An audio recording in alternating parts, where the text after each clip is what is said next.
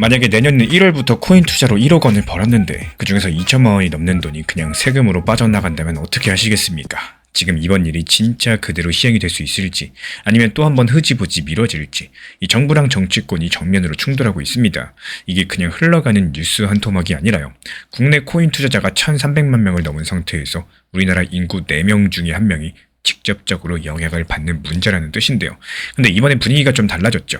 지금까지 3번이나 미뤄졌던 코인 세금이 이번에 진짜로 시행될 수 있다. 이런 신호가 한두 군데가 아니라 여러 곳에서 동시에 나오고 있기 때문인데요.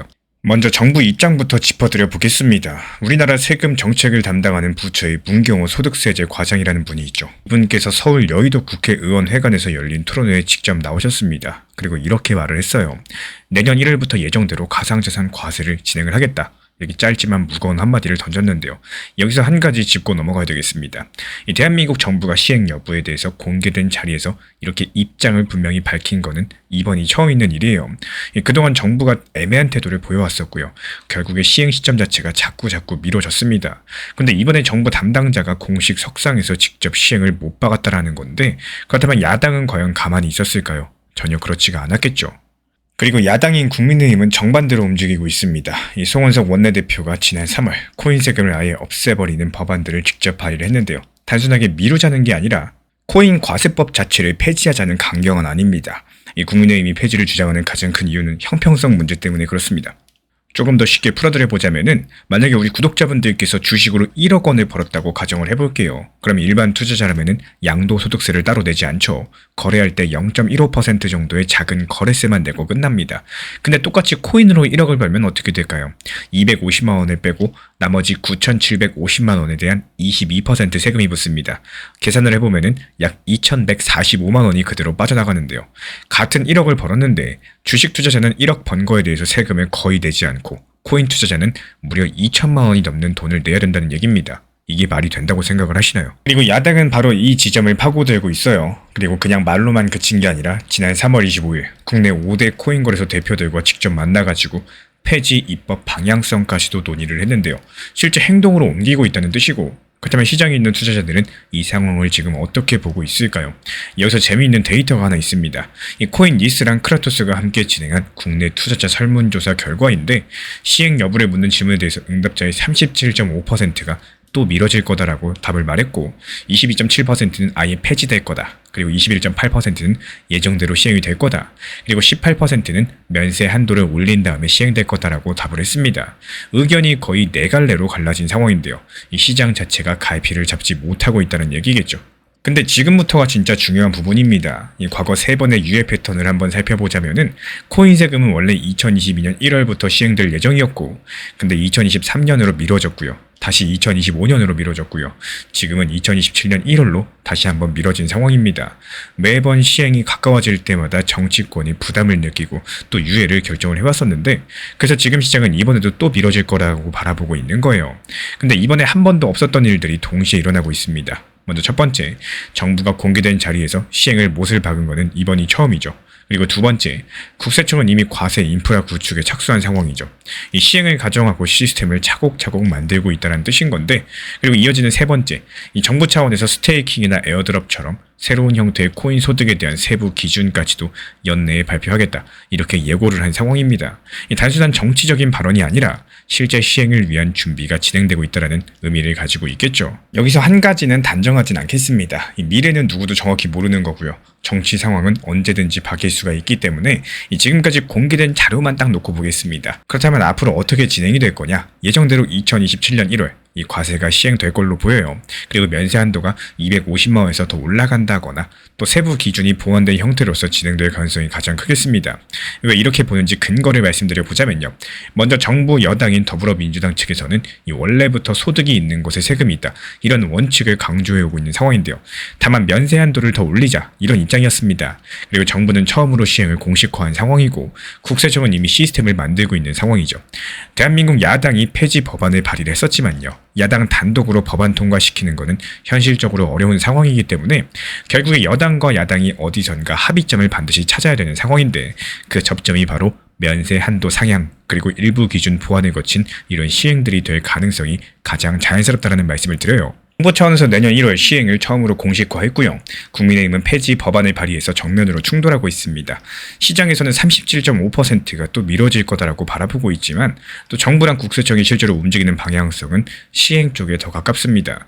그렇다면 우리는 지금 무엇을 준비를 하셔야 될까요? 만약에 진짜 시행된다면 어떤 대응이 필요하신지 다음 영상에서 이 시나리오별로 정리드려 보도록 하겠습니다. 지금 시장 상황 자체가 정말 신기하게도 누군가에게는 시장이 안 좋다라고 느껴지고 또 누군가에게 시장이 좋다고 느껴지는 시기다라고 생각을 합니다.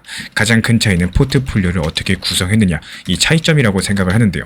너무 리플이라고 해가지고 리플 하나에만 집중해서 가져가신다면은 지금 시장이 답답하고 또 재미가 없다라고 느껴지는 게 당연한 시점이다 이렇게 생각을 하고 있기 때문에 조금은 시장 흐름에 맞는 포트폴리오를 구성을 하셔야 된다 이렇게 생각을 하고 있습니다. 물론 리플 XLP 정보방에서는 리플에 대한 중요한 내용을 안내 도움드리고 있지만요. 이 단기 종합방에서 오히려 더 알트 타점들에 대해서 중요하게 안내드리고 있는 이유. 지금은 한마디로 내가 리플을 좋아하고 싫어하고를 떠나가지고 알트 장세이기 때문에 알트 단기 타점을 활용하기 위함입니다. 이 시장의 흐름들을 보는 습관들을 반드시 키우기를 추천을 드리고요. 미국 상원의 은행위원회라는 곳이 있습니다. 쉽게 말씀드리자면 법을 본격적으로 통과시키기 전에 먼저 검토부터 하고 있는 모임인데요. 이 모임에서 지금 클래리티 법안이라는 거를 다가오는 5월 14일에 심의하기로 확정이 됐습니다. 클래리티 법안 같은 경우는 리플 XRP를 상품으로 정식 분류해주는 법안인데 이 지금까지 리플은 증권이냐 상품이냐를 두고 몇 년째 싸워왔었죠. 근데 이 법이 통과되면은 그 싸움이 진짜로 끝나게 되는 겁니다. 내가 트럼프 측에서 뭐라고 말을 했냐? 이 통과 즉시 바로 서명하겠다. 이렇게 고언까지 하면서 이 법안을 적극적으로 환영하고 있는 상황입니다. 자, 그렇다면 먼저 5월 14일이 왜 의미가 있냐? 이 날짜 자체를 보셔야 돼요. 이 날짜가 그냥 아무렇게나 잡힌 게 절대 아닙니다. 지금 미국 의회 측에서는요. 5월 21일부터 현충일 휴회에 들어가게 되고 그러니까 5월 14일에 위원회 심의를 하면요. 본회의까지 갈 시간이 사실상 5일밖에 안 남는 겁니다. 그 다음은 7월 4일 독립기념일이 있기 때문에 미국 정치인들이 보통 큰 법안을 독립기념일 전에 마무리 짓고 싶어하는 특성이 있습니다. 왜냐하면 국민들에게 보여주기가 좋거든요. 그래서 이 두 날짜를 거꾸로 한번 계산을 해보면요. 5월 14일이라는 날짜가 왜 잡혔는지가 보이게 되실 거예요. 이건 절대로 우연이 아니라 이 정치적인 일정 안에서 철저하게 계산된 가장 빠르게 움직일 수 있는 거의 마지막 타이밍이다. 이렇게 보시면 되겠습니다. 그만큼 중요하다라는 거겠죠. 그럼 여기서 다시 처음 질문으로 돌아가 보겠습니다. 호재가 이렇게 분명한데 왜 가격이 움직이지 않을까요? 여기서부터 진짜 중요한 이야기가 시작이 됩니다. 4조 원이 넘는 매도벽 이야기를 드려볼게요. 가격이 약 2,200원을 넘으려고 하는 그 지점에 또 누군가가 4조 원어치를 팔면서 주문을 미리 걸어놨다는 뜻입니다. 이게 왜 무섭냐? 일반 개인들이 모은 돈으로는 이 벽을 절대로 뚫을 수가 없는 벽이에요. 이 정도 규모 같은 경우는 지금 기관 자금이 본격적으로 들어와야지만 부서질 수 있는 벽입니다. 근데 기관 자금은 법이 확정돼야지 들어올 수밖에 없겠죠. 이번 위원회 심의 자체가 법 통과가 아니기 때문에 이 통과로 가는 첫 번째 단계, 관문일 뿐입니다. 이게 무슨 의미인지 감이 조금 오시나요? 조금 더 좀 이해하기 쉽게 풀어드려 볼게요. 위원회에서 심의가 통과되면은 사람들은 환호합니다. 뉴스에서 호재라고 떠들죠. 그러면은 단기적으로 가격 자체가 지금 전망으로는 2,380원에서 잘 가면은 XRP 2,800원 근처까지 갈 수 있다. 이런 분석이 나와주고 있는 상황인데요. 근데 여기서 또 함정이 있어요. 위원회 통과는 어디까지나 위원회 통과일 뿐인 거고 이 본회의에서 최종 통과가 아직까지 안 됐다라는 사실 그 자체입니다. 그래서 지금 일부 큰 손들은 2단계에서 차익을 실현하고 빠져나갈 가능성이 존재한다는 사실. 이 주식이나 코인 시장에서 흔히 말하는 호재 소진이라는 현상이에요. 좋은 뉴스가 나왔는데 오히려 가격이 빠지는 이런 상황들. 그래서 지금 제가 바라보고 있는 관점은요. 현재 XRP 기준 2,200원 돌파를 눈앞에 두고 있는 상황인데 여기서 추가적인 반등 이후에 다시 한번 또 눌림목이 나올 가능성에 대해서 미리 한번 짚어드리고 있는 겁니다. 여기서 살짝 소름 돋는 부분이 있는데요. 지금 XRP 가격이 2,200원 구간까지의 단기 반등세가 기대가 되고 있는 이유가 뭘까요? 지금 시장의 큰 손들은 이미 이 시나리오를 알고 있을 가능성이 큽니다. 위원회만 통과되면 한번 출렁이고요. 또 본회의 통과까지 가야지 진짜 폭등이 시작된다는 사실. 그래서 지금 함부로 사들이지 않고 기다리고 있는 겁니다. 이런 부분들 조금 해석이 갈릴 수 있는 영역이겠지만요. 이 차트가 컵 앤 핸들이라는 패턴을 그리게 되면서 박스권에 갇혀있는 모습들, 이게 지금 해석을 뒷받침해주고 있습니다. 이상하게도 XRP 기준 2,200원 선까지만 올라오면은 여태까지 계속 하락을 했었죠. 이 컵 앤 핸들이라는 거 어렵게 생각하실 필요가 없습니다. 가격이 한번 푹 내려갔다가 다시 올라오면서 컵 모양을 만든 다음에 또 잠깐 멈췄다가 폭발적으로 위로 뚫고 가는 패턴들. 그래서 지금 리플은 이 잠깐 멈춘 핸들 구간에 존재한다. 그래서 이번 반등이 2200원 라인에서 매물벽을 맞고 이 매물벽을 어떻게 돌파해주느냐, 돌파하는 과정에서 거래량이 실리느냐 안 실리느냐에 따라 가지고 눌림목을 가지고 나서 반등을 줄지 아니면 그대로 2,400원, 2,800원까지 반등 돌파를 할지 그 여부가 정해질 수가 있다는 말씀을 드리는 거예요. 자, 그렇다면 여기서 가장 중요한 질문, 앞으로 어떻게 될 가능성이 가장 클 수 있을까요? 여기서부터는 단기적인 예측이 아니라 현재 공개된 자료 종합했을 때 가장 가능성이 높아 보이는 흐름들, 이렇게만 한번 말씀드려 볼게요. 가장 현실적인 시나리오는 이렇습니다. 5월 14일 위원회에서는 이 무난하게 심의가 통과될 가능성이 높겠습니다. 이미 팀 스콧 위원장이 일정을 확정을 지었고요. 트럼프 대통령 측에서 서명 의지를 공언했고요. 야당의 일부도 이번 법안에는 우호적인 분위기입니다. 이 단계까지는 큰 무리가 없어 보이는 상황이기 때문에 이 5월 21일 휴회 전까지 본회의 최종 통과는 현실적으로 쉽지 않다라는 게 다수 분석가들의 견해고, 그러면 본회의 표결 같은 경우는 6월달로 넘어가게 되고요. 7월 4일 독립기념일 전에 하원까지 통과되는 일정이 가장 유력해지게 될 겁니다. 그리고 이게 무엇을 의미할까요? 5월 14일 직후에는 가격이 한번 출렁일 수 있겠고 2,400원에서 2,800원까지의 단기 상승이 나올 수 있다는 말씀을 드립니다. 하지만 이게 끝이 아니에요. 그리고 진짜 폭등은 6월달부터 7월 사이 이 본회의 최종 통과 시점에 나올 가능성이 크기 때문에 이때 4조 원 매도벽이 본격적으로 부서지게 되면서 리플 XRP 기준 4,200원에서 5,600원 구간으로 진입 가능성들, 그리고 기관 자금이 ETF를 통해서 본격적으로 들어오게 된다. 그 위로 더 올라갈 여지가 생긴다라는 겁니다. 그래서 결국에 이 5월 14일을 어떻게 봐야 되느냐, 이날이 끝이 아니라 시작점으로 보셔야 되겠는데, 그날 밤 한국 시간 기준으로 11시 30분쯤 결과가 나올 텐데요. 통과됐다고 해서 무조건 따라가는 거, 가격 출렁인다고 해서 패닉에 빠지는 거, 이 두 개 다 위험하다는 말씀을 드립니다. 지금 이 영상을 끝까지 보신 우리 구독자분들 같은 경우는 이미 지금 다른 사람들과는 조금 다른 시야를 갖게 되셨어요. 진짜 분기점은 5월 14일이 아니라 6월에서 7월로 이어지는 본회의 일정이라는 걸 아셨으니까요. 그래서 5월 14일은 위원회 통과 가능성이 높겠지만 또 그 자체로 폭등 신호는 아닙니다. 진짜 변곡점은 6월달에서 7월 이 본회의 최종 통과 시점이기 때문에 그 사이에 약 2,380원에서 2,800원 사이의 단기적인 출렁임은 오히려 눌림목이자 기회의 타점이 될 수 있다는 사실들을 기억해 주시기 바랍니다. 여기서 만약에 5월 14일 또 한 번 심의가 연기된다면 우리는 그때 과연 어떤 자세로 시장을 보셔야 될까요? 이 리플 XRP를 너무 좋아하고 또 관심을 갖는 것보다는요, 약간은 오히려 부정적인 시선들, 그리고 장기적으로 가져가기 위해서 하락하면 어떻게 할까, 이런 생각을 하시면서 보유할 줄 아셔야 됩니다. 리플이 무조건 상승한다, 얼마까지 상승한다, 몇만 원 간다, 뭐 이런 관점에서만 리플을 바라보면요, 하락했을 때 대응 자체가 불가능하고 또 떨어졌을 때에 대한 생각을 안 하시게 될 텐데요. 하지만 지금처럼 리플이 하락하는 시점에서는 또 냉정한 관점에서 봤을 때 오히려 추가 매수를 하기가 좋은 시점입니다. 즉 상승할 거라는 생각으로만 계속해서 매수를 하다 보면요, 지금처럼 매수해야 될 시기에서는 매수 타점을 놓치게 된다, 이런 말씀을 드리고 싶어요. 이 리플 정보방에서도 지금 같은 시기에서는 리플을 매도하는 게 아니라 오히려 추가 매수에 대해서 안내를 드리면서 저점 매수, 그리고 단기 고점에 매도했다가 다시 한 번 또 매수가 들어가는, 이런 식으로 리플 상승하는 과정에서의 사고팔고를 지속적으로 반복하고 있는 이유도요, 결국에 지금 시장 자체가 비쌀 때 사는 것보다 당연히 하락했을 때, 이 저렴할 때, 이런 상황에서 매수가 들어가는 것들이 좋기 때문이겠습니다. 너무 상승한다는 관점보다는요, 내가 하락했을 때 이렇게 해야겠다, 계획을 하고 시장 대응을 할 줄 아셔야 되겠죠. 이번에 한 분석가가 이런 말을 했습니다. 지금 XRP를 파는 사람들이 가장 크게 후회하게 될 거라고요. 이 사람이 누구길래 이런 말을 했는지, 그리고 왜 하필 지금 이 타이밍에 이 말을 했는지 이번 영상 끝까지 들어보시면 좋겠습니다. 이 분석가의 이름은 마이클 XBT라는 사람인데요. 사실 이 사람이 그냥 평범한 트위터 분석가였다면 저도 굳이 영상으로 다루지 않았을 겁니다. 근데 이 사람이 과거에 했던 두 가지 예측이 그대로 맞아 들어갔기 때문에 지금 시장이 다시 주목하고 있는 상황이고, 어떤 예측이었는지 짚고 넘어가 보도록 하겠습니다. 2023년 1월이었죠. 그때 비트 가격이 한국 돈으로 2,100만 원 정도였는데요. 이 사람이 그 시점에 비트 1억 4천만 원까지 갈 거다라고 했었고, 당시 분위기를 기억하시는 분들은 알고 계실 겁니다.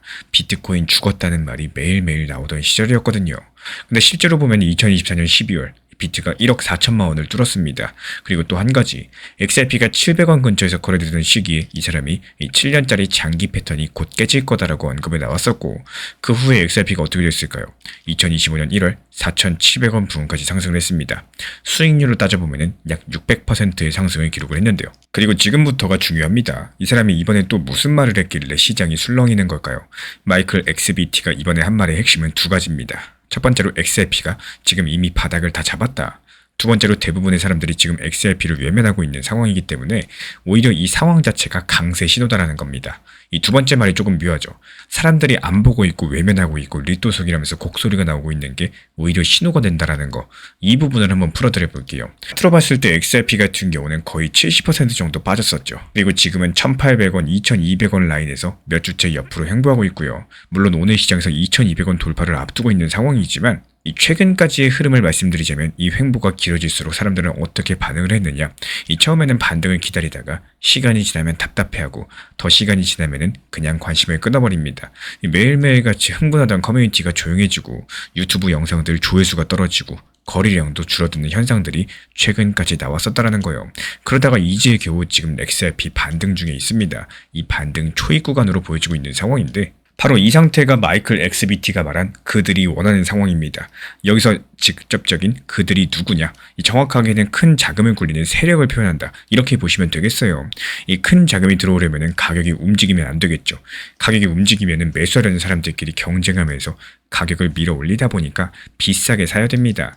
반대로 다들 관심을 잃어버리고 거래량이 죽은 상태에서는 조용하게 천천히 매집할 수 있겠죠. 그래서 횡보가 길어질수록 그리고 사람들이 지칠수록 큰 손들 입장에서 봤을 때 좋은 환경이 만들어진다는 겁니다. 지금 1,800원 근처에서 벌어지는 일들이 정확히 이 패턴이라는 게 마이클 XBT의 분석인데요.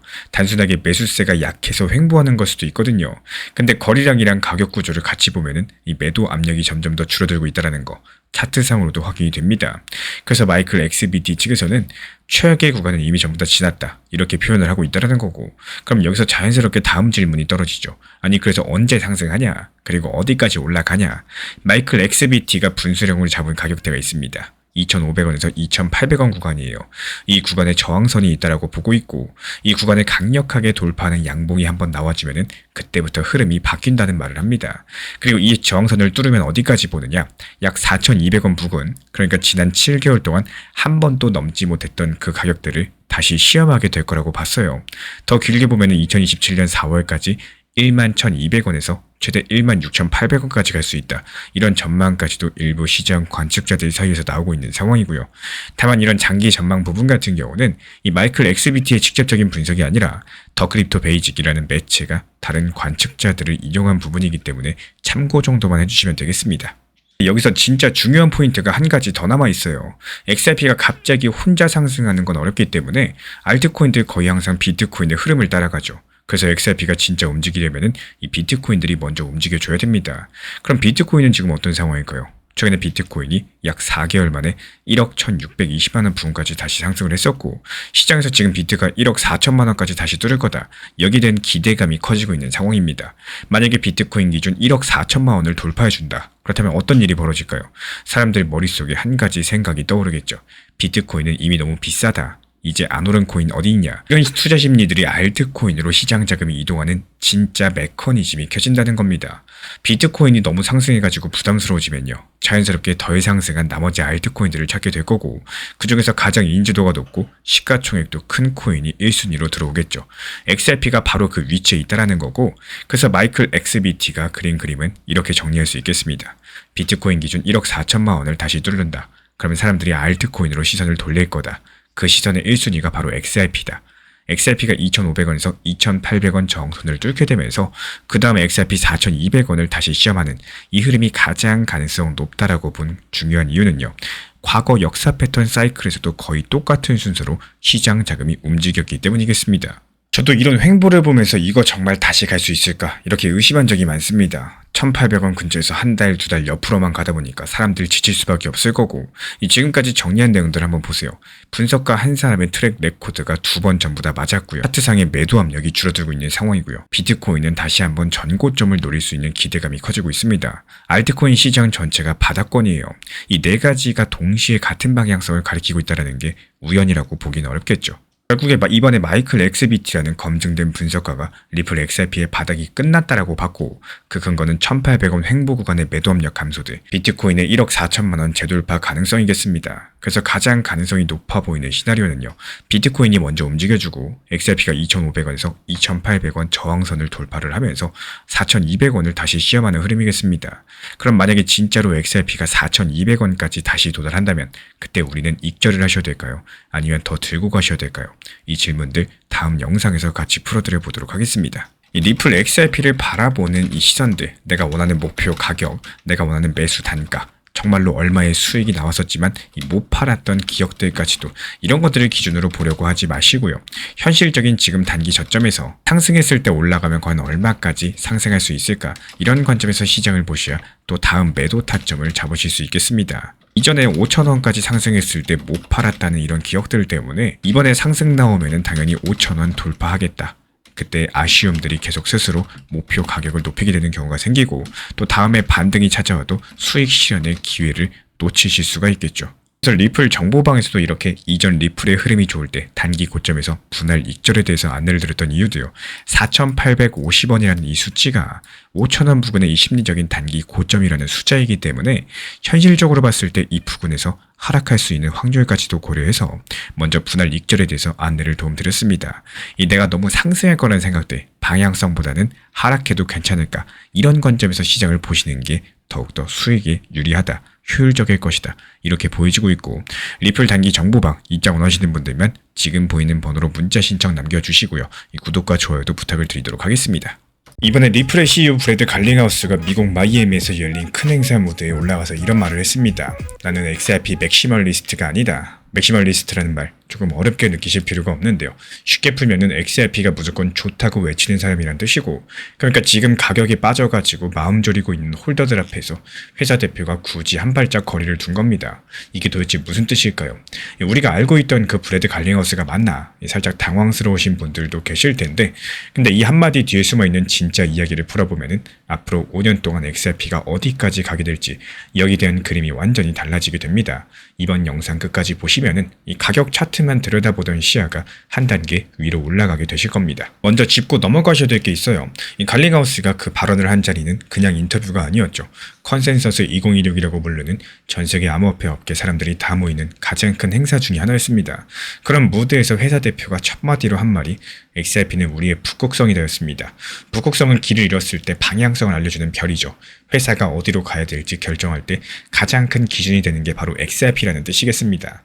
근데 바로 이어가지고 본인 입으로 그렇다고 내가 XRP만 띄우는 사람은 아니다라고 한 거고, 이 두 문장이 얼핏 들으면 모순처럼 들리실 텐데 사실 이 안에 오늘 이야기의 핵심이 들어있는 상황입니다. 그러면 갈링하우스가 왜 굳이 그렇게 말을 했을까요? 정답을 찾으려면 리플이라는 회사가 지난 2년 동안 뭘 했는지 보셔야 됩니다. 리플은 2023년부터 지금까지 이 다른 회사들을 사들이는 데에만 어림잡아서 4조 2천억 정도를 썼어요. 한두 푼이 아니죠.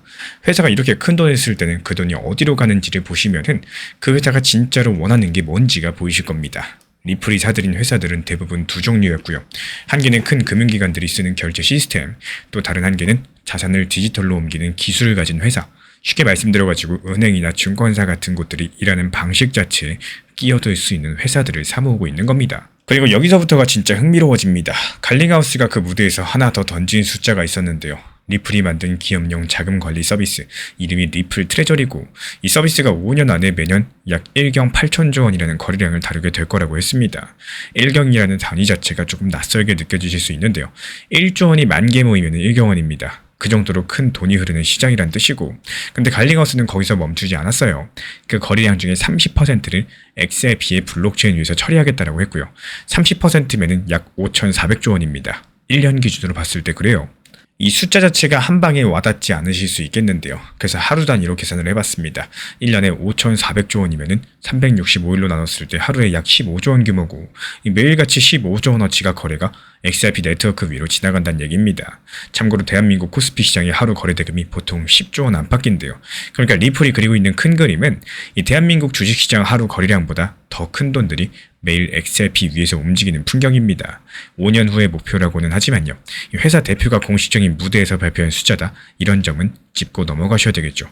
그리고 이쯤 되면 의문이 하나 생기실 거예요. 아니 그렇게 좋은 그림이면 왜 가격이 빠지고 있냐? 솔직히 저도 이 부분이 가장 답답했습니다. 근데 여기에 두 번째 카드가 등장을 하는데요. 리플 프라임이라는 회사 부서가 있습니다. 이 부서가 얼마 전에 미국에서 한 가지 자격을 얻었어요.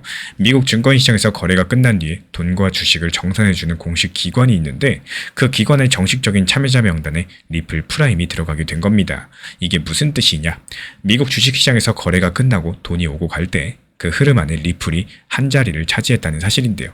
그리고 더 결정적인 게 있죠. 이 정산 기관을 운영하는 더 큰 곳이 DTCC라는 기관인데요. 미국 금융의 등뼈와도 같은 역할을 합니다. 이 DTCC가 2026년 7월부터 자산들을 디지털로 옮기는 새로운 서비스를 본격적으로 시작을 하고 그리고 그 서비스의 공식적인 참여자로서 리플 프라임이 확정이 됐습니다. 이런 부분들 단순한 호재라는 말로 표현하기엔 조금 약할 수밖에 없겠죠. 미국의 금융의 가장 안쪽 시스템에 리플이 발을 들여놓은 사건인 거고 한번 들어간 이상 쉽게 빠지지 않는 자리라는 거예요. 그리고 이제 처음 질문으로 돌아가 볼게요. 갈링하우스가 왜 굳이 나는 XRP 맥시멀리스트가 아니다 이렇게 선을 그었을까요? 여기서부터는 제 해석이 들어갑니다. 단정해서 말씀드리는 부분이 아니라는 점 먼저 말씀을 드려보자면요. 지금까지 공개된 자료만 놓고 보면 이렇게 읽힙니다. 리플은 이미 XRP 가격을 끌어올리는 이런 단계의 회사가 아니라는 거고 그 단계는 이미 지나갔습니다. 지금 리플이 풀고 있는 게임은 또 다른 게임이에요. 미국과 전 세계 금융의 기본 시스템 자체에 XRP를 끼워 넣는 게임이고요. 만약에 가격 띄우기가 진짜 목표였었다면 XRP는 무조건 간다 이렇게 외치는 게 훨씬 더 효율적이었겠죠. 근데 갈링하우스는 오히려 정반대로 갔어요. 오히려 한 발짝 거리를 뒀습니다. 그 이유가 뭘까요? 가격 띄우기가 아니라 인프라 깔기가 진짜 목표이기 때문이다. 이렇게 보는 게 자연스럽겠고 인프라가 깔리면 가격은 따라오게 되어 있다는 자신감의 다른 표현일 수도 있겠고요. 그럼 우리 같은 일반 투자자 입장에서 이걸 어떻게 받아들이셔야 되냐? 짧게 한번 정리해 보겠습니다. 단기적으로 XRP 가격이 더 흔들릴 가능성 솔직히 많이 있습니다. 시장 전체 분위기가 좋지가 않을 때 XRP 혼자서 튀어오르는 일 흔하지가 않기 때문이에요. 이런 부분들 인정하고 가셔야 되는 거고요. 그리고 동시에 2026년 7월달 이 DTCC 토크나 서비스가 시작이 되고 리플 트레저리가 국제은행 송금망인 스위프트랑 결합하는 일정들도 가까이 와 있어요. 이 굵직한 일정들이 줄줄이 대기하고 있는 셈인 건데 가장 가능성이 높은 흐름 한 가지만 말씀을 드리자면은 이 단기 가격은 시장 전체 분위기를 따라가지만요. 2026년 하반기 들어가면서 인프라 관련된 뉴스가 하나 둘씩 현실화되는 이런 구간으로 진입할 가능성이 크겠습니다. 이런 흐름들이 맞아 들어가면은 가격 차트보다도 이 거래량 그리고 기간 진입 뉴스가 먼저 움직이기 시작을 할 거고 다만 이건 현재 공개된 일정과 이 갈링하우스의 발언들을 근거로 본 시나리오라는 거 다시 한번 말씀을 드려보도록 하겠습니다. 그래서 오늘 이야기를 짧게 정리하면 이렇습니다. 갈링하우스가 스스로 거리를 둔 이유는 XRP가 이미 가격 게임의 단계를 지났기 때문에 가능성이 큰 거고 매년 5,400조 원 규모의 거래를 XRP 위에서 처리하겠다는 목표들 그리고 2026년 7월 미국 금융 핵심 시스템 진입이라는 일정들이 같은 방향성을 가르쳐주고 있습니다. 이 단기 가격에 휘둘리시기 전에 지금 어떤 그림이 그려지고 있는지 한 번쯤 위에서 내려다보는 게 필요한 시점이라는 거고요.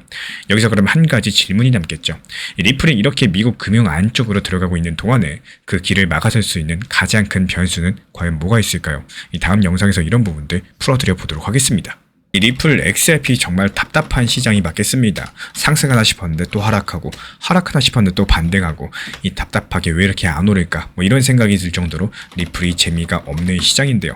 저는 우리 구독자분들께서 리플을 위해서라도 리플을 그만 보시고 리플 말고 시장 전체를 바라보셔라 이렇게 말씀을 드리고 싶어요. 이 코인 시장 안에 리플이 있는 거죠. 리플 안에 코인 시장이 있는 게 아닙니다. 이런 현실을 지각을 하시고 그렇다면 지금 리플 움직임이 안 나오는 건 사실이겠지만 정말 신기하게도 알트코인들 지금 대알트 불장이 시작되고 있는 상황이죠.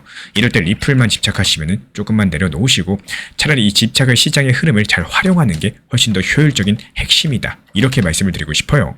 단기 종합방에서도요. 지금 같은 시점에 오히려 리플보다는 알트코인에 대한 집중적인 안내를 드리고 있는 이유이기도 하겠습니다. 차라리 이렇게 알트 단기 타점에 대해서 조금 더 집중을 해보시고 오히려 리플 평단을 낮추시는데 신경을 써보시는 게 훨씬 더 효율적이실 거다. 이런 말씀을 드리고 싶어요. 이번에 리플과 관련해가지고 정말 중요한 발표가 하나 나왔는데요. 대부분의 분들께서 이 발표의 진짜 의미를 놓치고 있는 상황입니다.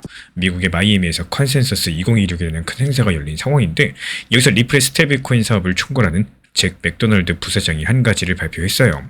리플이 곧 미국의 통화 감독청 영어로 OCC라는 곳에 라이선스를 받는다는 내용이었는데요. 이 소식을 듣고 많은 분들께서 또 호재다 이런 생각들을 하셨을 겁니다. 근데 여기서 한 가지 질문을 드리고 싶습니다. 왜 이렇게 호재가 계속 쏟아지고 있는데 XRP 리플 가격은 이렇게도 너무 답답하고 안 오르고 있는 걸까요? 이번에도 오르는 것 같다가 다시 한번 또 하락했죠.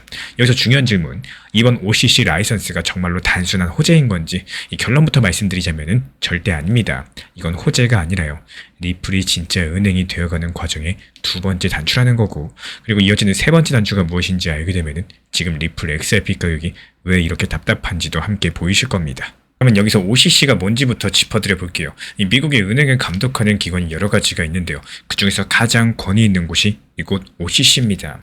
우리나라로 따지면은 금융감독원과도 같은 역할인데, 그리고 격이 좀 더 높아요. OCC가 허가를 내주면은 그 회사는요, 미국 50개 주 전체에서 은행처럼 영업이 가능합니다. 정말 엄청난 권한이죠. 지금 리플의 스테이블코인 사업 같은 경우는 뉴욕주에서만 라이선스를 받은 상황이에요. 한마디로 미국의 다른 주에서는 사업을 못하는데, 이번에 OCC 라이선스를 받게 된다. 그럼 뉴욕뿐만 아니라 미국 어디서나 영업할 수 있는 전국 단위 회사가 된다는 사실입니다. 여기서 첫 번째로 놀라운 사실 한 가지 말씀드리자면요, 우리가 잘 알고 있는 테더, USDT죠. 이 회사는 미국 연방 차원의 규제가 사실상 없습니다. 우리가 또 자주 듣는 USDC, 서클이라는 회사가 만드는 건데 이 회사도 아직까지 OCC 라이선스가 없어요. 만약에 리플이 이번에 통과된다, 미국에서 스테이블 코인을 발행하는 회사 중에서 거의 최초로 OCC 라이선스를 가진 회사가 됩니다. 그리고 이게 왜 중요하냐? 미국의 큰 은행들, JP모건, 뱅크 오브 아메리카 이런 것들은 규제가 엄격한 상품만 다룰 수가 있습니다. 그래서 지금 이 은행들이 스테이블 코인을 쓰고 싶더라도 테더는 못 쓰고요, USDC 서클도 부담스러워합니다. 근데 OCC 라이선스를 받은 RLUSD가 등장하면은 이 거대 은행들이 마음 놓고 쓸 수 있는 첫 번째 스테이블 코인이 된다는 거예요. 그런데 여기서 또 한 가지 의문이 생기실 겁니다. 이렇게 좋은 소식이 계속 나오는데 왜 리플 XRP 가격은 움직이지 않을까요? 사실 RLUSD는 출시한 지 9개월 만에 시가총액이 우리 돈으로 1조 원에 가까운 규모까지 커졌습니다. 이 BNI 멜론이라고 해가지고 전 세계에서 가장 큰 은행 중에 하나가 RLUSD의 자산을 보관하는 수탁사로 들어왔고요. 싱가포르 중앙은행도 리플의 라이선스 범위를 확정을 해줬습니다. 근데 XRP 리플 가격은 작년 7월 우리 돈으로 5,100원까지 갔다가 지금은 2,200원까지 떨어져 있는 상황이죠. 이런 괴리감이 어디서 오느냐? 바로 두 가지 이유가 있습니다. 먼저 첫 번째로 시장 전체의 분위기예요. 미국 달러가 강세고 금리가 높은 환경에서는 코인 같은 위험 자산이 잘 오를 수가 없습니다. 또 다른 하나는 에스크로 언락이라는 건데요. 리플이 매달 일정량의 XRP를 시장에 풀어내고 있는데 이게 매도 압력으로 작용을 하기 때문에 호재는 쌓이고 있는데 매물도 같이 쌓이고 있어서 가격이 눌려있는 상태라는 거죠. 그런데 여기서부터가 진짜 중요한 부분입니다. 사실 OCC 라이선스 얘기는 이번이 처음이 아닌데요. 지금까지 공개된 자료를 살펴보면은 리플이 작년 12월 당시 이미 OCC로부터 조건부 승인을 받은 상황입니다. 이 조건부 승인이라는 거는 거의 다 통과가 됐고 또 몇 가지 조건만 더 채우면 된다는 뜻인데요. 그리고 올해 4월 1일자로 OCC의 신탁은행 관련된 최종 규정이 발효가 됐습니다. 이런 규정들 덕분에 리플 같은 회사가 일반 은행에 가까운 업무를 더 많이 할 수 있게 됐고요. 결국에 잭 맥도널드 부사장이 이번에 곧 OCC 라이선스를 받는다라고 말을 한 거는 이 조건부에서 정식 라이선스로 넘어가는 마지막 단계라는 뜻이겠습니다. 여기까지는 어느 정도 알려진 내용인데요. 이 진짜 충격적인 사실은 그 다음에 있습니다. 리플 같은 경우에 OCC 라이선스에 더해서 미국 연방준비제도의 마스터 계좌라는 것도 신청해 놓은 상황입니다. 이 마스터 계좌가 무엇이냐? JP모건, 웰스파고, 뱅크 오브 아메리카 이런 미국 최상위 은행들이 가지고 있는 거고, 이 미국의 중앙은행이 운영하는 결제 시스템에 직접 접속할 수 있는 권한이거든요. 이걸 가지고 있어야지 진짜 은행이라고 부를 수가 있는 겁니다. 만약에 리플이 이 마스터 계좌까지도 받게 된다, 그렇다면 암호화폐 회사 중에서 사실상 최초로 진짜 은행이 된다는 겁니다. JP모건이 돈을 보내는 그 결제망에 리플도 들어가게 된다는 건데, 이건 호재라는 단어로 표현하기 어려운 수준의 사건이라고 볼 수가 있어요. 다만 페드 마스터 계좌는 신청한다고 전부 다 받는 게 아니거든요.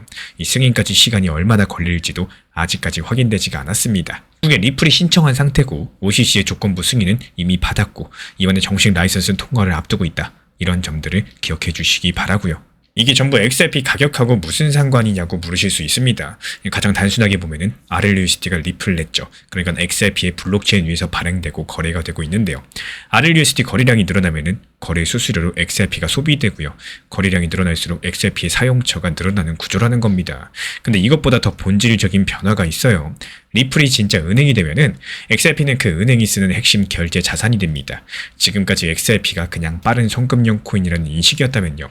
앞으로는 미국 연방 규제 안에 있는 이 은행이 사용하고 있는 자산이 된다는 겁니다. 이건 투자자들의 인식의 격 자체가 완전히 달라지는 일이겠죠. 그래서 지금 가장 가능성이 높은 시나리오를 한 가지만 말씀드리자면 이렇습니다. OCC 정식 라이선스가 앞으로 몇 달 안에 통과될 가능성이 높아 보이고요. 이미 조건부 승인을 받은 상황이고 부사장이 공식 석상에서 곧 통과된다라고 말했다라는 것은 내부적으로 어느 정도 신호를 받았다는 뜻으로 해석을 해볼 수가 있습니다. 그렇게 된다면 RLUSD에 들어오는 기관 자금이 더 빠르게 증가할 거고요. 그리고 그 다음 단계로서 패드 마스터 계좌 승인 여부가 시장의 다음 핵심 관전 포인트가 될 겁니다. 다만 이런 시나리오도 확정은 아니에요. 시장 환경이라거나 정책 변수에 따라서 그 속도 자체가 또 달라질 수도 있겠죠. 이번 리플의 OCC 라이선스 발표 자체가 이 단순한 호재가 아니라 리플이 진짜 은행이 되어가는 두 번째 단추입니다. 세 번째 단추인 패드 마스터 계좌까지도 이어지게 된다. 그렇다면 XRP는 단순 코인이 아니라 미국 연방 규제권 안에 있는 결제 자산으로서 그 격 자체가 완전히 바뀌게 될 텐데요. 지금 XRP 가격이 답답한 거는 이 변화의 속도가 시장이 기대한 것보다 느리기 때문인 거지 방향성이 틀려서가 아니겠습니다. 그렇다면 이 세 번째 단추 패드 마스터 계좌는 실제로 언제쯤 풀릴 수 있을까요? 다음 영상에서 그런 가능성들, 예상 시점들에 대해서 함께 짚어드려 보도록 하겠습니다. 내가 단기 알트코인들에 대해서 어떻게 접근을 하고 또 뭘 사야 될지, 어떻게 시작해야 될지 이런 것들이 어려우시다면요. 이것만 기억하셔도 좋겠습니다. 당연히 업비트, 빗썸, 현물 매매로만 접근을 하시면서 처음부터 많은 비중을 하려고 하시면 절대 안 됩니다. 특히나 단기 알트 같은 경우는 비중에 대한 조절 자체가 정말로 중요하기 때문에 너무 어려우시다면 오히려 그냥 낮은 금액으로서 연습이다 생각을 하시고 이렇게 시작을 해보시는 것도 상당히 좋다라는 말씀을 드려요. 그리고 욕심내지 마시고요. 목표 타점을 찾기가 어렵다면은 차라리 낮은 목표 수익을 목표로서 우선 수익 실현에 대한 연습을 한번 해보셔라. 이렇게 말씀을 드리고 싶습니다. 단기 종합방에서도 목표 가격에 대해서 같이 안내드리면서 걸어놓는 이유들, 수익 실현이 습관화가 되어야 되는 거고 알트코인을 내가 어떻게 대응해야겠다 이런 감각을 아셔야 되기 때문인 겁니다. 먼저 낮은 비중이라도 천천히 접근을 해보는 이런 연습들을 해보셔야 된다는 거고 이렇게 알트코인으로서 단기 타점들 연구하고 공부하고 싶으신 분들 커뮤니티 운영 중에 있기 때문에 구독과 좋아요만 눌러주시고 지금 보이는 번호로 문자 신청 남겨주시면 입장 안내 드리도록 하겠습니다. 일론 머스크가 이번에 자기 X 계정에 사진 2장을 올렸습니다. 그리고 자율주행 카메라가 보는 세상을 그대로 보여주는 사진이었는데요. 첫 번째 사진은 햇빛 때문에 도로가 하얗게 전부 다 날아간 모습이었고 두 번째 사진은 같은 장면인데 차선이랑 차들이 또렷하게 보이는 사진이었습니다.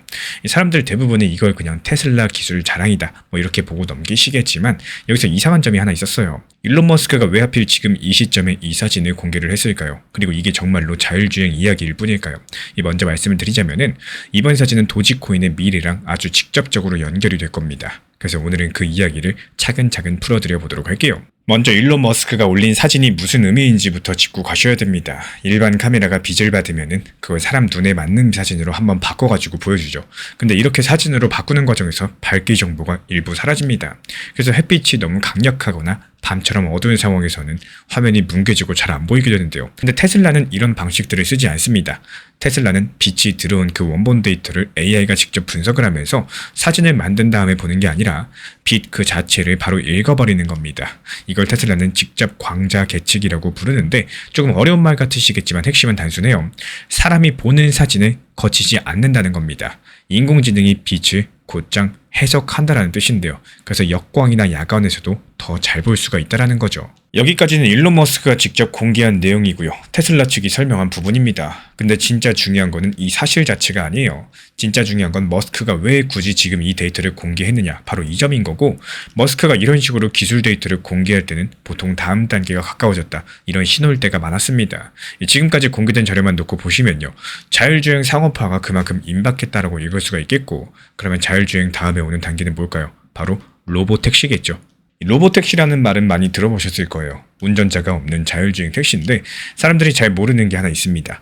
로보택시가 본격적으로 깔리면은 그때부터는 기계가 기계한테 돈을 보내는 시장이 새로 열린다라는 점이고, 이게 무슨 말이냐? 자율주행차가 충전소에 가서 알아가지고 충전하고 또 알아서 돈을 냅니다. 톨게이트도 알아서 통과하면서 알아서 결제를 해요. 주차장도 역시 마찬가지입니다. 사람이 카드를 꺼낸다거나 앱을 켜는 게 아니죠. 차가 직접적으로 돈을 보내죠. 이거를 머신 페이먼트, 그러니까 기계 결제 시장이라고 부르는데 이게 왜 중요할까요? 여기서 문제는 이런 결제가 한두 번이 아니라는 점입니다. 하루에 차 한 대가 수십 번, 수백 번 결제를 해야 되죠. 그것도 아주 빠르고 아주 적은 금액으로 갑니다. 이런 결제를 기존 카드 결제망으로 처리하기는 쉽지가 않기 때문에 수수료가 너무 비싸고 속도가 느리거든요. 100원짜리 결제를 하는데 수수료가 100원이 나오면 말이 안 되죠. 그래서 빠르고 저렴한 결제 수단이 필요해집니다. 그리고 여기서 도지코인이 다시 등장을 합니다. 도지코인이 그동안 밈코인이라고 무시당한 이유는 기술적으로 새로운 게 별로 없어 보였기 때문이에요. 근데 이 단점이 머신 페이먼트 시장에서는 오히려 장점이 됩니다. 도지코인은 구조가 단순하고요. 결제 속도도 빠르고요. 수수료가 아주 저렴합니다. 자율주행차가 충전소에 도지로 한번 결제할 때 드는 수수료는 우리 돈으로 환산하면 1원도 안 되는 수준이죠. 카드 결제로 봤을 때 절대 만들 수가 없는 가격이라는 거고, 일론 머스크가 그동안 X 결제망에 도지를 묶어두려고 했던 이유들, 테슬라 굿즈를 도지로 결제하게 만든 이유들, 이게 단순하게 머스크가 도지를 좋아해서가 절대 아닙니다. 자기 비전을 완성하려면 도지코인 같은 결제 수단이 반드시 필요하기 때문이에요. 그리고 여기까지 따라오시면은 이번에 그 사진 한 장이 왜 도지코인 이야기였는지 슬슬 보이기 시작을 하실 겁니다. 조금 더 들어가 볼게요. 지금 글로벌 자율주행 시장은 이제 막 사업화 문턱을 넘는 단계죠. 앞으로 10년 안에 이 시장 규모가 수백조에서 천조 원 단위까지도 커진다. 이런 전망이 여러 가지 기관에서 나오고 있는 상황인데, 이거는 자율주행차를 파는 시장 규모일 뿐입니다. 그 위에 올라가는 결제 시장은 또 따로 있어요. 차 한 대가 1년에 수천 번씩 결제를 한다고 생각을 해보세요. 그 차가 전 세계에 수천만 대 깔린다고 한번 생각해보세요. 결제 횟수만으로 보면은 이 사람이 카드로 결제하는 시장보다 훨씬 더 커질 수 있다는 얘기가 될 거고, 이런 부분들 아직까지 확정된 미래는 아니겠지만요.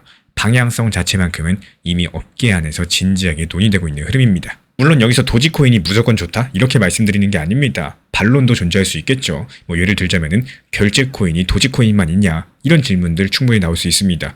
예를 들자면은 리플, XRP 같은 이렇게 빠른 결제 코인들 시장에 충분히 많이 존재합니다. 근데 도지코인에는 다른 코인이 못 가진 게 하나 있어요. 특별한 점이죠. 일론 머스크라는 사람이 있습니다. 그리고 테슬라, X로 이어지는 이 거대한 일론 머스크 생태계가 도지코인을 중심에 두고 움직이고 있기 때문에 이건 기술 문제가 아니에요. 누가 그 코인을 실제로 쓰느냐, 이 수요와 공급의 문제입니다. 자율주행 시장의 가장 큰 플레이어가 테슬라죠. 그 회사 CEO가 일론 머스크죠. 그리고 머스크는 오랜 시간 동안 도지코인을 밀어왔었다는 사실, 이게 다른 코인은 흉내낼 수 없는 가장 큰 차별점 중에 하나겠습니다. 단기적으로 어떻게 보셔야 될까요? 여기서부터는 확정이 아니라 가능성이 가장 높다라고 보는 시나리오, 이거 하나만 말씀을 드릴게요. 지금 도지코인 가격은 큰 흐름에서 봤을 때 오랜 횡보 구간을 지나가고 있습니다. 그동안 가격을 움직이는 재료가 거의 없었기 때문에 자율주행 상업화 관련된 뉴스가 본격적으로 나오기 시작하면은 그때부터 도지를 보는 시선이 바뀔 가능성이 높겠고, 특히 테슬라가 로보택시 상용 서비스 일정이라거나 결제 방식에 대해서 구체적인 발표를 하는 시점들, 그게 가장 중요한 변곡점이 될 겁니다. 또 그 전까지는 큰 변동성보다는 이 조용한 흐름들이 이어질 가능성이 더 커 보이기 때문에 이런 부분들을 단정드릴 수 없겠지만, 지금까지 머스크가 움직여온 패턴들을 보면은 그렇게 읽힐 수밖에 없다는 사실입니다. 결국에 정리드리면 이렇습니다. 일론 머스크가 이번에 올린 사진은 단순한 자율주행 자랑이 아니라요, 상업화가 가까워졌다는 신호로 읽어볼 수가 있겠고, 그리고 자율주행 상업화가 시작되면은 기계 결제 시장이 함께 열리게 될 건데, 이 시장에서 도지코인이 진짜 쓰임새를 갖게 될 가능성에 대해서 말씀을 드리는 거예요. 그래서 이번에 그 사진 한 장은요, 결국 도지코인 이야기였던 겁니다. 그렇다면 일론 머스크가 그 다음에 공개할 카드는 과연 무엇이 될까요? 그 카드가 나오는 순간 도지코인에 어떤 변화가 생길까요? 이 부분 다음 영상에서 깊이 있게 다뤄드려 보도록 하겠습니다. 예를 들어서 알트코인이나 단기 타점으로 접근을 한다라고 해서 많은 분들께서 핸드폰 붙잡고 하루 종일 들여다보고 있어야 되고 신경 계속 써야 된다? 이렇게 생각하시는 분들도 계십니다. 하지만 오히려 단기 코인, 알트코인일수록 자주 본다? 이거는 절대로 오히려 도움이 될 수가 없는 습관입니다. 쉽게 한번 설명을 드려보자면요. 예를 들어서 A라는 사람은 매수하고 나서 상승하나 하락하나 몇 분마다 매분 매초 계속 쳐다보는 사람이 있습니다. 근데 반면에 B라는 사람 같은 경우는 그냥 매수해놓고 적당한 목표가에 걸어놓고 신경을 아예 안 써버리는 사람이 있습니다. 그런 짓은 뭘까요? A라는 사람은요, 결국에 상승해도 더 상승할 거야, 이런 생각에 눈치 보기 매매하다가 결국에 못 팔고 손절하거나 손실 보고 나오는 이런 경우들이 생길 수 있다는 거예요. 근데 B라는 사람은 어떻습니까? 정말 신기하게도 이 목표가를 걸어놓고 본인 할 일 하고 놀러 다니고 쇼핑하고, 그리고 시간이 지나서 보니까 목표가 체결되고 수익 실현까지 완료돼서 현금 비중 높아진 상황입니다. 이런 시점에서 만약에 내가 매도하고 나서 더 상승하더라도 그냥 신경을 끄는 게 좋은지, 아니면 팔고 나서 더 가니까 배 아프네 이러면서 어쩌네 이러면서 고점 추격 매수를 다시 하는 게 좋을지, 결국에 익절할 수 있는 기회에 대해서 한번 생각을 해보셔야 돼요. 지금 시장은요, 이 욕심을 부리시기보다는 오히려 내 것을 차곡차곡 쌓아 나가셔야 되는 이런 시장이다라는 말씀을 드리고 싶습니다. 최근에 시장이 너무 답답하다 보니까 정보방 입장에 대해서 문의 주시는 분들께서 많아지셨어요. 먼저 제일 중요하지만요. 제가 안내드리는 모든 정보방은 업비트, 빗썸, 현물 매매로서만 안내 도움 드리고 있습니다. 지금 화면에 보이시는 번호나 혹은 댓글 링크에 있는 신청란을 통해서 신청 주시면은 안내를 도움 드리고 있고요. 이 세 가지 방 중에 필요로 하신 방을 체크해서 신청 주시면은 필요로 하신 방에 맞춰가지고 입장 안내 드리고 있습니다. 먼저 리플 전용방 같은 경우에 리플에 대한 중요 이슈, 그리고 리플에 대한 단기 저점과 단기 고점, 중장기적으로 보는 중요 타점 같은 핵심 내용에 대해서 안내드리고 있기 때문에 영상 시청해주시는 우리 구독자분들께서 리플이라는 코인이 장기적으로 좋다라는 건 알고는 있지만 현재 같은 시장에서는 많은 답답함을 느끼시는 분들께서 정말로 많이 계실 거라고 생각을 합니다. 이 적당한 일부 비중은 단기 고점과 저점을 살려서 효율적인 대응을 만들어 가시고 또 오히려 중장기적으로 더 잘 가져가기 위한 효율적인 매매하시는 것들을 추천드려요. 그리고 두 번째로 종합 브리핑방입니다. 장기적으로 보기에 좋은 코인들과 현재 시장 흐름에 대한 중요 시장 이슈들, 브리핑 내용이나 리플에 대한 방향성, 락업 해제 일정과 여기에 따른 움직임들에 대해서 안내드리는 종합적인 방이다. 이렇게 생각해 주시면 되겠습니다. 그리고 마지막으로 단기 종합방 같은 경우는 말 그대로 단기 종목들에 대한 타점을 안내드리고 있는 방입니다. 이 단기 종목은 말 그대로 단기 종목답게 접근을 하셔야 되는데 욕심으로 인해서 타점을 너무 높게 잡아가지고 수익 실현을 못하거나 아니면 눈치 보기 매매를 하다가 이렇게 수익 실현의 기회를 놓치셨던 기억이 있으신 분들 지금 시장에서 정말 많은 상황인데요. 항상 비중 조절이 중요하고요. 매수와 동시에 목표 타점을 걸어 놓으면서 현실적으로 봤을 때 내 것으로 만들어서 마침표까지 잘 찍는 게 단기 매매의 핵심이다 생각을 해요. 단 여기서 중요한 거. 아무리 내가 좋아하고 시기가 좋고 스스로 괜찮다고 판단하셔도 몰빵 매매는 정말 위험하기 때문에 매번 말씀드리는 비중 조절 원칙 매매로 접근하시는 게 가장 중요합니다. 끝으로 항상 말씀드리고 있지만요.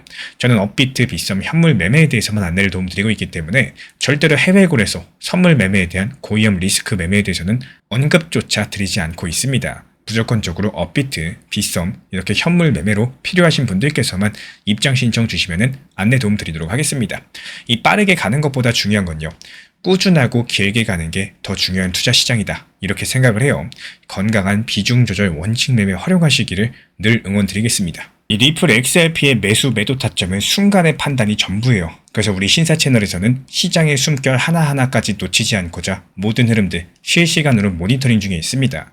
이 단기 반등 구간이 열리는 순간 그 찰나의 기회 타점을 우리 구독자분들께 바로바로 전달드리기 위해서인데요.